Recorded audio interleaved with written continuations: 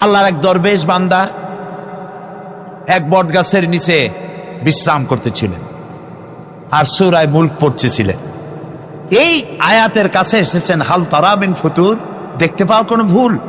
শুয়ে শুয়ে বলতেছে, আল্লাহ তোমার সৃষ্টি জগতে তো ভুল ধরার কোনো উপায় নাই, কেউ ধরতে পারবে না, তবে আমার চোখে একটা জিনিস বেমানান মনে হয়।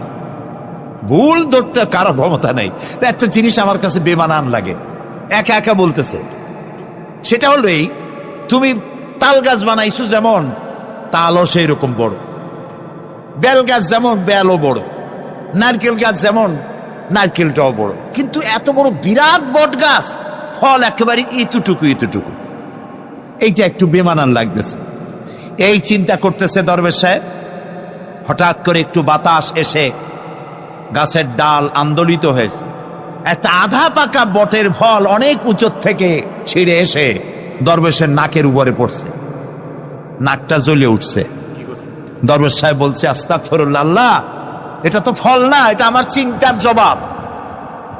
আমি চিন্তা করতেছি গাছ আনমান ফল হয় নাই, তাল গাছ যেমন ফল যেমন, বট গাছ যেমন ফল যদি ওই আকারে হইতো, ফলটা যে পজিশন নিয়ে আমার নাকে পড়ছে, এতে তো আমার নাকও যাইতো মাথাও যাইতো।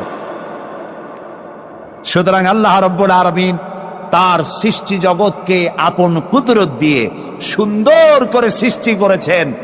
ভাগ্যবান তারা যে আল্লাহকে স্বীকার করে 5 ওয়াক্ত নামাজে আল্লাহকে সেজদা দেয়, সুবহানাল্লাহ। আর শিক্ষক নামের, শিক্ষিত নামের কলঙ্ক ওই সব মুসলমান যারা মুসলমানের ঘরে জন্মগ্রহণ করে নিজেকে নাস্তিক বলে পরিচয় দেয়, নিজেকে যারা বামপন্থী বলে পরিচয় দেয়।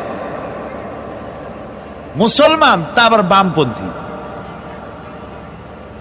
আস্তাগফিরুল্লাহ। কোরআনে কারিমে আল্লাহ তাআলা বলেছেন, আসহাবুল ইয়ামিন আসহাবুশ শিমাল, ডানপন্থী আর বামপন্থী। রাসূলুল্লাহ বলেছেন, বাম হাতে খায় শয়তান, তোমরা বাম হাতে খাবা না। বাম দিকের কামটাই শয়তানের, বাম দিকের কাম কার? জোরে বলেন। এই জন্য রাস্তা দিয়ে হাঁটবেন, ডান দিক দিয়ে হাঁটেন, কিছু খাইবেন ডান দিক দিয়ে খান, কিছু শুরু করবেন ডান দিক দিয়ে করেন।